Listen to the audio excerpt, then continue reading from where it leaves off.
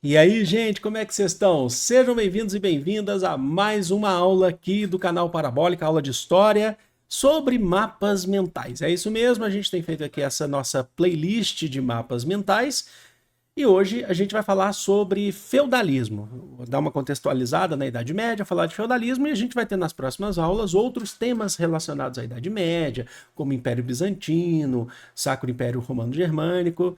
Então, sem mais delongas, só para avisá-las que eu deixo o material disponível para vocês. É um mapa mental que a gente constrói aqui, mas você pode construir o seu. Mas eu deixo o nosso disponível para te ajudar, se ter alguma ideia, ou se você quiser utilizar ele na íntegra, tá bom? Então, vamos lá.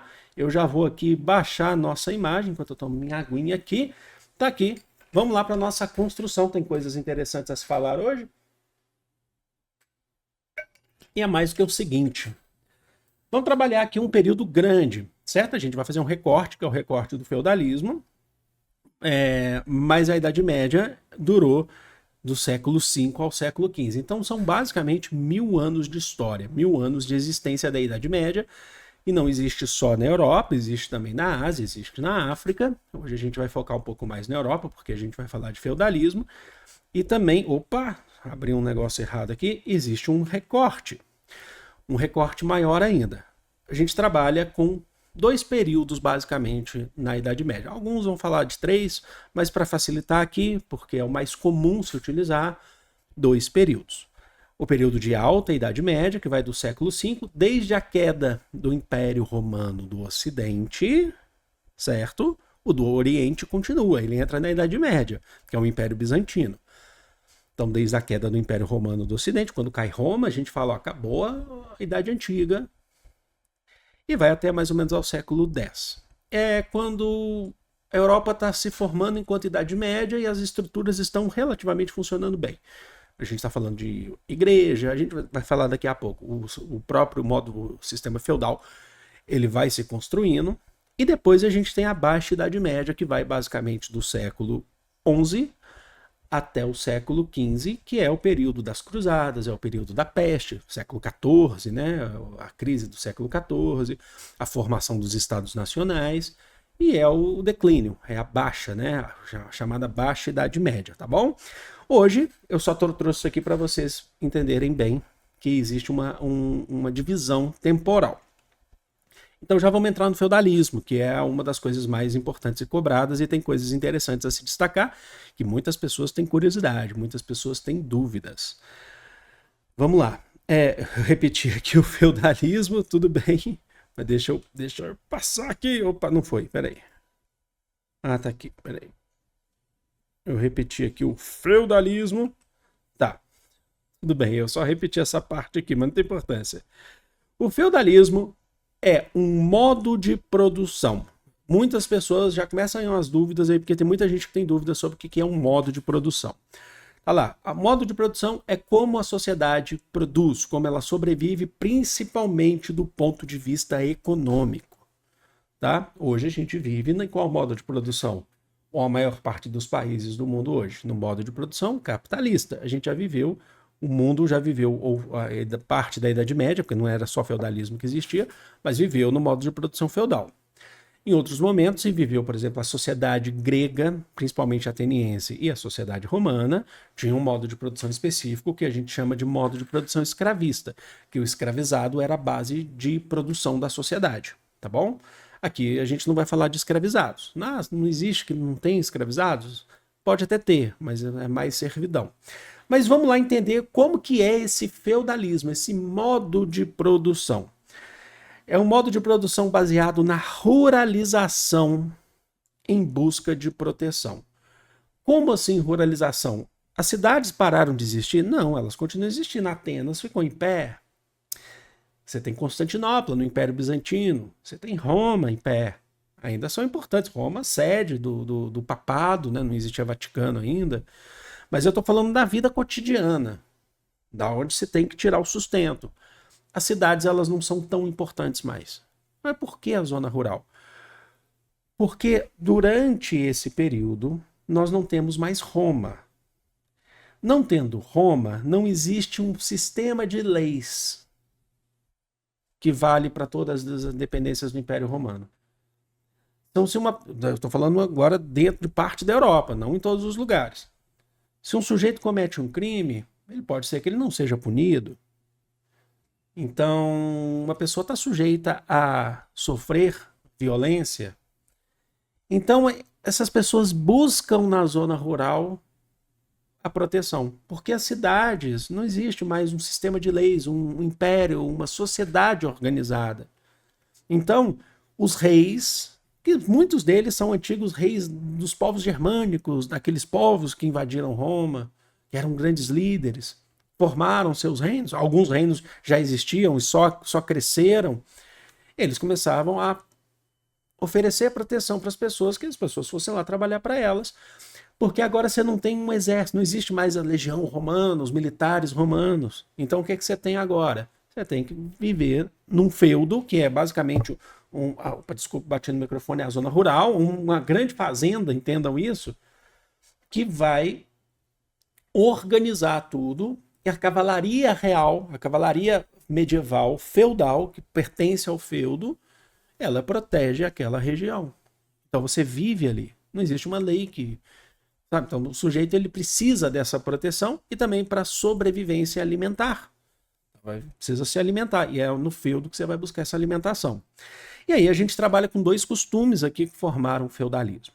Costumes que vinham lá do tempo do Império Romano. O primeiro é o comitato. São palavras que vêm do latim, comitatus, que é um costume germânico, dos povos germânicos. É a relação de fidelidade, daqui a pouco a gente fala mais sobre isso, inclusive com o mapa, entre suzeranos e vassalos. O rei é o suzerano é o que está sempre acima. O vassalo são os senhores feudais que devem essa fidelidade ao rei. Então, se o rei definir entrar numa guerra contra um outro reino, as suas tropas de vassalos, que são os senhores feudais, vão colocar os seus militares, as suas cavalarias a serviço desse rei. Então é um sistema de fidelidade que existia já entre os povos germânicos, entre suzeranos e vassalos. E o colonato, que já é um costume que vinha mais dos romanos, então a gente tem uma fusão aqui, que é a proteção do senhor, aí o senhor feudal, a um servo que vai trabalhar para ele, é isso que a gente já falou. Vem aqui, trabalha para mim, você pode viver dentro do meu feudo, só que você tem que me pagar imposto.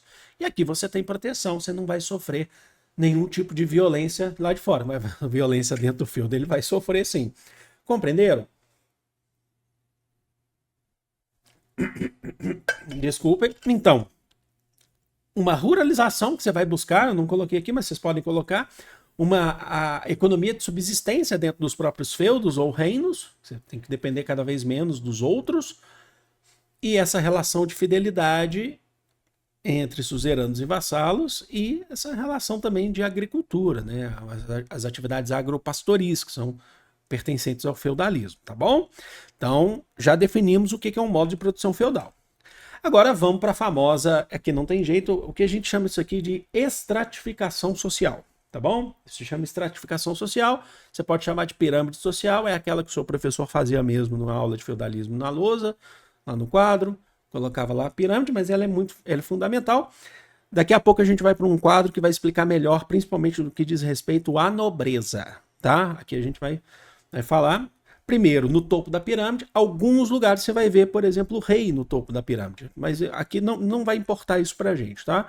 Você não precisa, nenhuma questão vai te cobrar quem que estava no topo da pirâmide. Pode cobrar, mas vai te dar um texto para você entender, mas não vai falar assim, quem está no topo da pirâmide? Não é assim, tá? O clero. O que é o clero? A igreja católica, que ganhou muita força em Roma. Aí caiu o Império Romano, a igreja católica continuou cada vez mais forte. E durante a Idade Média, é ela que tem o monopólio da educação. O que é isso, professor? O monopólio da educação significa que numa sociedade que é muito pouco letrada, você segue aqueles que são letrados. E os letrados são os clérigos, os religiosos. Então, o que é falado na igreja não é lei. Mas os dogmas são importantes para uma população que é cada vez mais católica na Idade Média. Existiam aqueles que não eram católicos? Existiam. Em determinado momento eles passaram a ser perseguidos. Em determinado momento não, durante muito tempo, né? E aí a gente fala de uma divisão dentro do clero. O que a gente vai chamar de clero secular, que é o voltado aos fiéis, é esse clero que as pessoas vão na igreja e você tem lá o padre, o frade, o abade, né? Dentro das igrejas. E acho que já caiu questão no Enem sobre isso, sobre a questão das imagens nas igrejas que contam uma história. O sujeito entrava na igreja, ele não sabia ler nem escrever, nessas pequenas capelas que muitas vezes existiam entre um feudo e outro, ou dentro de um próprio feudo. E ali ele seguia os ensinamentos que eram passados para ele, tá bom? A missa rezada em latim, mas você tinha toda uma questão visual para ele saber que ele precisava seguir a Deus e pagar os impostos a Deus, à igreja.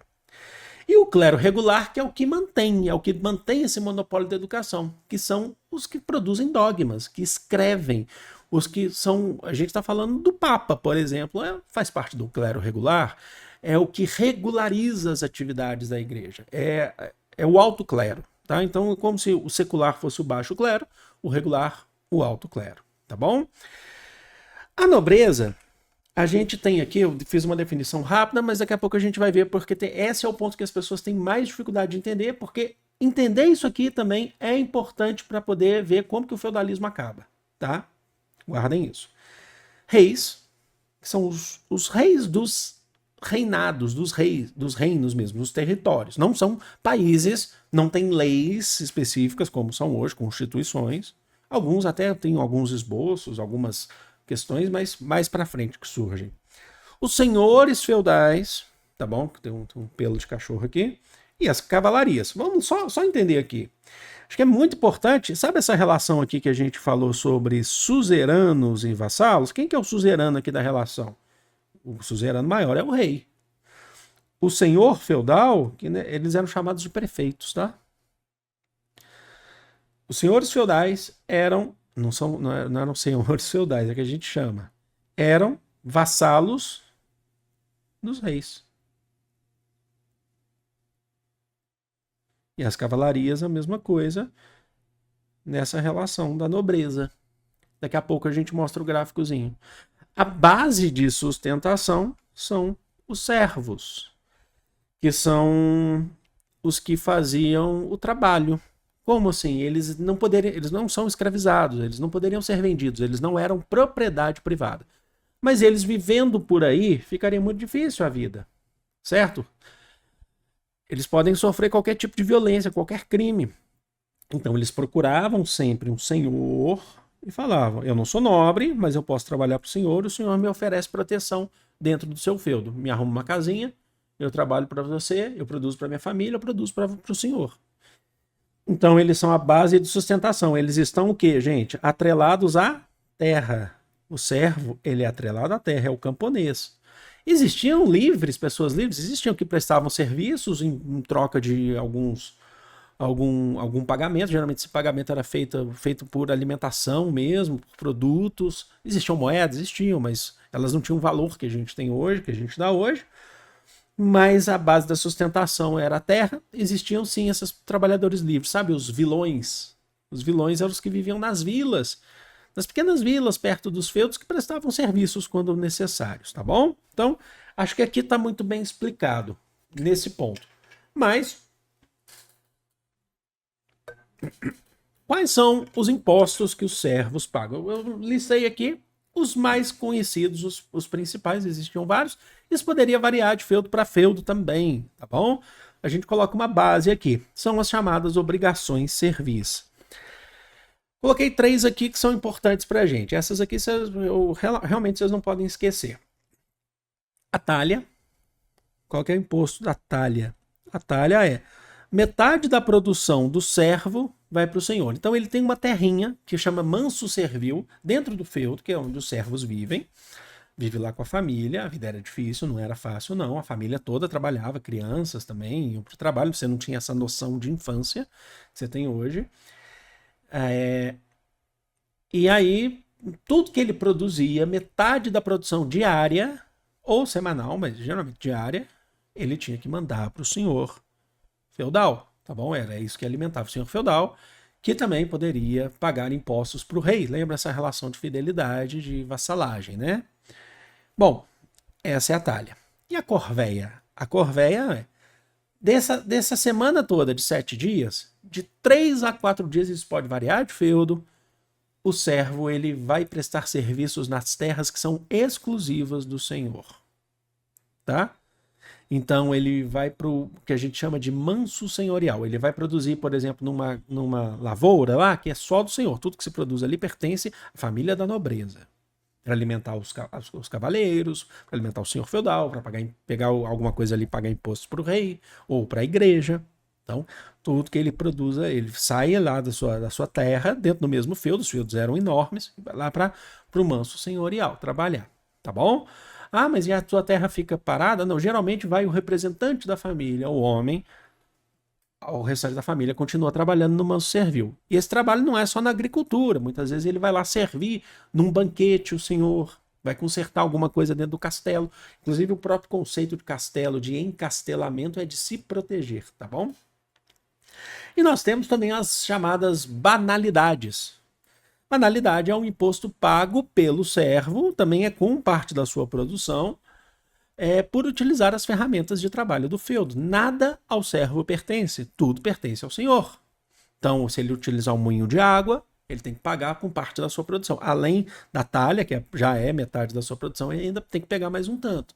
Se ele usar um moinho de vento, um moinho de água, se ele usar um arado, ele precisa pagar as banalidades. Aí pode ser, eu quero mais um dia na minha casa trabalhando, no meu castelo. Ou eu quero, para você pagar, eu quero mais alimentação. Você está produzindo menos, eu quero mais, entendeu? Então, são alguns dos impostos. Existem outros, como a mão morta.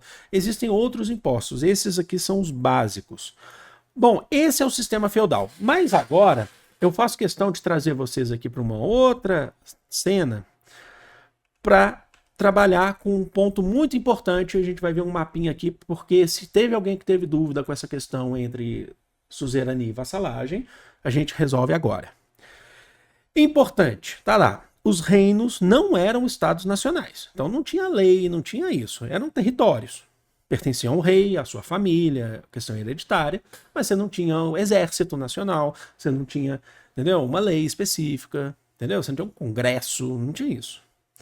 E por isso o rei, mesmo sendo muito respeitado, sendo dono daquele território, e uma liderança extremamente importante, o rei declarava...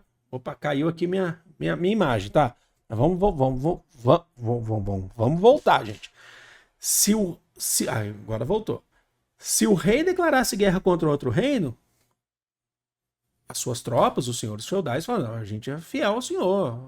Suzerania e vassalagem, comitatus, vamos lá. Então ele é muito respeitado, só que ele dependia do feudo. Reparem que essa relação não é o rei, não é uma autocracia que ele não depende de ninguém. Está mais para uma aristocracia que ele depende dos aristocratas, dos poderosos. A autocracia é quando você não depende de ninguém, é você mesmo. Mas o rei não pode ser isso. Por quê? Porque ele precisa dos impostos, colher os impostos, e ele precisa principalmente dos serviços prestados pelas cavalarias militares, que são treinadas e muitas vezes pertencem aos feudos. Os feudos precisam colocar suas cavalarias à disposição do rei, caso seja necessário. Então, a gente costuma dizer que não é um poder centralizado. Ele é mais descentralizado. Eu diria mais, o rei é importante, tá? Não estou falando que ele não é. Mas a figura do senhor feudal é central. Ela é muito mais importante aqui nesse contexto. Ah, professor, mas como que a gente coloca isso em prática? Com o exemplo da Grã-Bretanha. Grã-Bretanha é a ilha, tá? A Bretanha é a ilha, a Grã-Bretanha seria a grande ilha, a gente tem um modelo aqui, um pedaço, tá bom? E aí você pode perceber que não existe o país aqui, Inglaterra, né? Reino Unido, muito menos. Você tem vários reinos que compõem, que pertencem lá à ilha, que estão dentro da ilha. Esses reinos, eles podem ter uma relação de proximidade ou não. Então a gente tem aqui o Essex, Sussex, a Mércia. Vamos trabalhar com o exemplo da Mércia aqui, que é o maior que a gente tem aqui territorialmente. Mas, por exemplo, para quem assistiu a série Vikings, viu isso. Vocês têm reinos dentro do território, dentro do mesmo território. Quando os vikings chegam lá, falam, com que rei que eu converso? Quem jogou o penúltimo Assassin's Creed, o Assassin's Creed Valhalla, que também fala dos vikings, ou Game of Thrones, eu vou dar o exemplo daqui a pouco para vocês, esse é o must, né, aqui. Vamos lá, na Mércia. Na Mércia você tem o rei da Mércia. É o rei daquele território, daquele reino. Ok, beleza, entendi isso. Ou o rei ou a rainha, né? No Viking você tem a rainha da Mércia, né? Se eu não me engano. Ou é rei, aí eu não lembro mais. Dentro desse reino existem feudos. Vários feudos que têm essa relação de suzerania e vassalagem com o rei. São feudos fiéis, casas de nobres fiéis à casa real principal. Entendeu? E eles cedem, pagam impostos e cedem as suas cavalarias. Se um feudo se revolta, se rebela, às vezes um feudo se ligou ao Essex, por exemplo, que quer tomar o poder, aí a coisa começa a ficar complicada. Vamos dar um outro exemplo? Aqui eu trouxe um mapa. Nós temos aqui Westeros, que é baseado, inclusive, no processo da Idade Média, inclusive as próprias casas britânicas da Grã-Bretanha. Nós temos Westeros. Olha aqui. Então tá aqui. Westeros de Game of Thrones. Deixa aqui nos comentários se vocês gostam, se vocês já assistiram. Deixa eu colocar um verde aqui para destacar. Esse aqui é o território de Westeros de um determinado momento de Game of Thrones, porque você tem vários momentos. Nesse momento, se eu não me engano, você tem a capital do reino, que aqui está com a casa Baratheon, que tá aqui, ó, Porto Real. Tá vendo aqui? Aqui é a capital da casa Baratheon, que tem o símbolo lá, o cervo, né? Todas as outras casas, em tese, tá? E aí eu não vou entrar na história de Game of Thrones, tem muita gente que conhece muito mais que eu, devem ser fiéis à casa que está no comando, no reino. Então, um grande exemplo que a gente tem ao norte são os Stark. Os lobos, né? Os Starks, que em um determinado momento, então, são vassalos da casa real. Só que, então, você tem os reis do norte, você tem lá o Winterfell, o castelo, né? A região deles, o Winterfell. Ah, lá tem nobreza. Tem. Mas eles são abaixo da que está aqui. Compreenderam? Ah, mas eles têm também casas menores que são vassalos dos próprios Stark? Tem, eu até peguei uma colinha aqui, né? Aí vocês podem até me corrigir se for o caso. Uma casa Castark, Amber, em determinado momento, acho que depois isso muda. Acho que ficou, pela série, ficou os Mormon, né? Em determinado momento. Eles são vassalos dos próprios Stark, que são vassalos dos Baratheon. Né? Antes, vassalos dos como é que eles chamam, gente? Aqui, ó. Antes, vassalos dos... esqueci. Enfim. Isso, bom, mas eu acho que vocês entenderam o que a gente falou aqui. Então é isso que a gente está falando. Eu quero que vocês reparem que em um determinado momento, se alguma casa grande se rebela contra o próprio rei, você pode ter uma confusão dentro daquele reino. Você pode ter uma... Isso é importante, por que eu estou falando isso? Porque isso pode mudar relações que vão, inclusive, destruir os próprios reinos, ou mudar a estrutura dos próprios reinos, vão gerar estados nacionais. Foi isso que aconteceu no Game of Thrones, revoltas entre algumas casas contra o próprio rei, tá bom? Então eu acho que deu para entender na boa aqui, porque depois a gente vai falar de outras coisas de Idade Média. A aula de Idade Média em mapas mentais não termina por aqui. Esse aqui é um ponto para a gente entender feudalismo, eu acho que ficou muito bem explicado, mas deixa aí nos comentários. E é isso, gente. Eu vou ficando por aqui. Vocês sabem que eu amo vocês e é de todo o coração do mundo. Grande beijo. Fui!